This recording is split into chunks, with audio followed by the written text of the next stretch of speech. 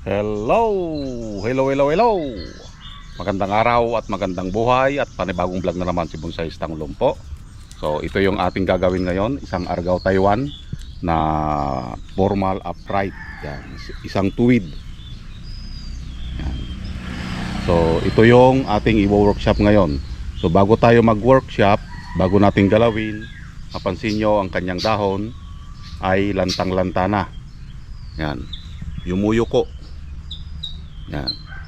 So ibig sabihin dehydrate na yung ating halaman at pwede na itong galawin. Agoy. Ano daw galawin? So ipapakita ko pa yung isa dito, yung itsura niya. Okay? So bali dalawa ito na formal upright. Yan. Yan. So ito yung hindi pa pwede. So napansin nyo yung pagkakaiba ng kanyang dahon. Mas ano pa siya, malusog siya at hindi pa lanta. Yan.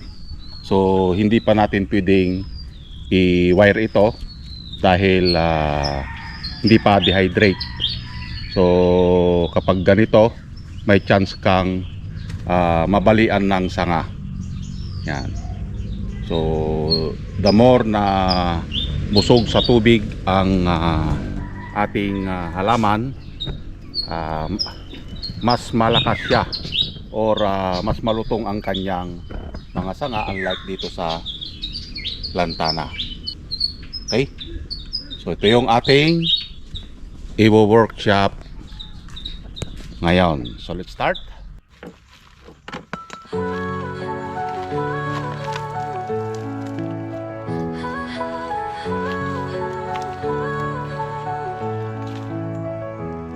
Sa dilim ng gubat, ako'y naglalakad. Scout ranger, ako sniper, sa likod ng lakad.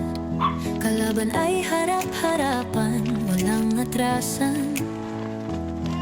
Maski kamatay, hindi ko iniiwasan. Tinamaan man ako, di ako sumuko. Sugatan ng katawan, pero buo ang puso. Buhay ko'y bonsai, maliit pero matatag. Bawat sugat, kwento ng isang tunay na tapan. Laban lang, walang iwanan. Tatako'y tapang, puso't paninindigan. Bonsaiistang Lumpo, kahit saan itapon. Tuloy ang laban kahit padurog, di guguho. Di lang sa gubat, pati sa buhay. Bawat pagsubok akin nang nasubaybay. Minsan bumagsak pero lagi bumangon. Sa likod ng ngiti may libong hamon. Kahit na'y pilay, hindi pipikit. Pangarap ay tanaw, di ko i-give up to legit. Bonsai man ako, pero puno ng lakas.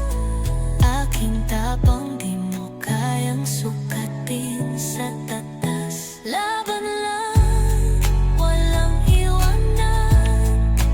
Tatako'y tapang, puso't paninindigan. Bonsaiistang Lumpo, kahit saan itapon. Tuloy ang laban kahit padurog, di guguho. Sa bawat bonsai may kwento ng lakas. Kahit putol ang sanga, may ugat na matikas. Ako'y patunay na kahit may kapansanan, pwedeng maging bayani, tagumpay ang hantungan. Laban lang, walang iwanan. Tatako'y tapang, puso't paninindigan.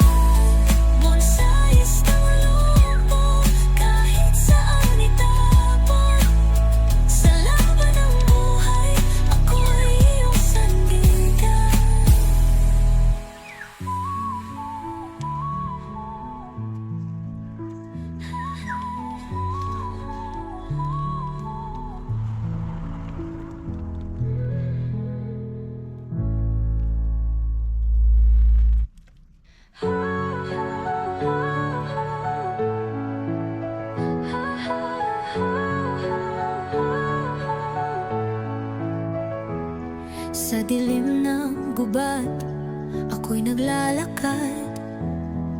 Scout o ranger, ako sniper sa likod ng lakad. Kalaban ay harap-harapan, walang atrasan. Maski kamatay, hindi ko iniiwasan. Tinamaan man ako, di ako sumuko. Sugatan ng katawan, pero buo ang puso. Buhay ko'y bonsai, maliit pero matatag.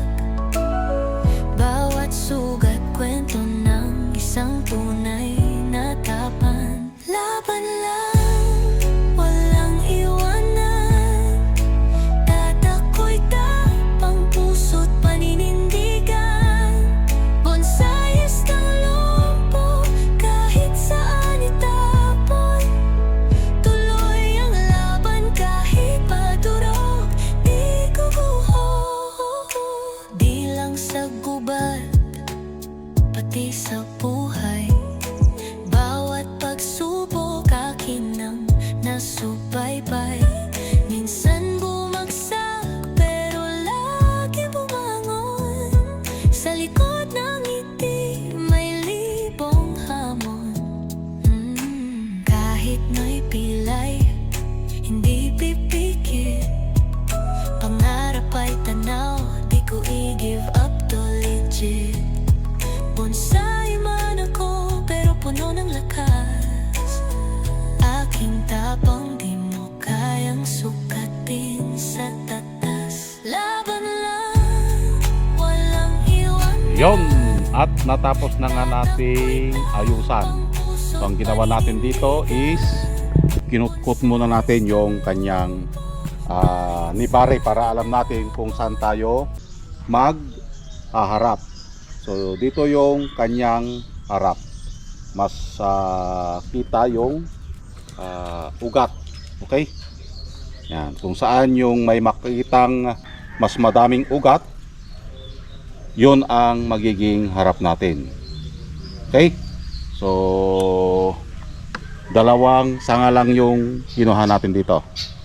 Yan. Dito tayo mag-i-apex yan. Yang ano na yan. Yan ang kukunin natin yung apex, pinaka-apex nga, yung pinaka-ulo. And then, kumuha lang tayo ng back branch. Yan, yung pasilip na yan. Okay?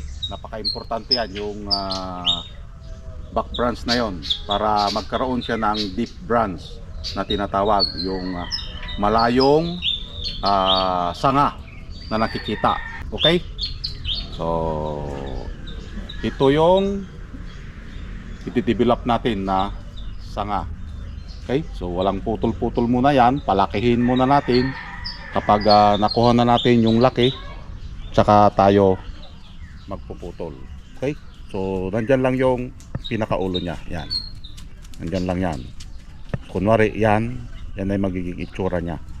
So dito isa-share na lang natin to. Papatayin natin yan. Okay? So dalawang sanga lang ang kailangan natin.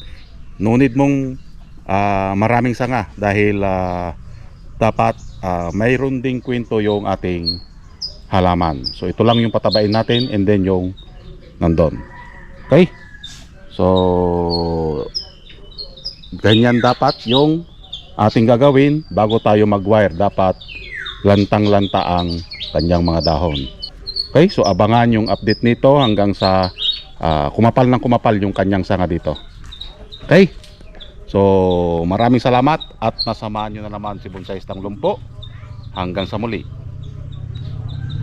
Bye bye.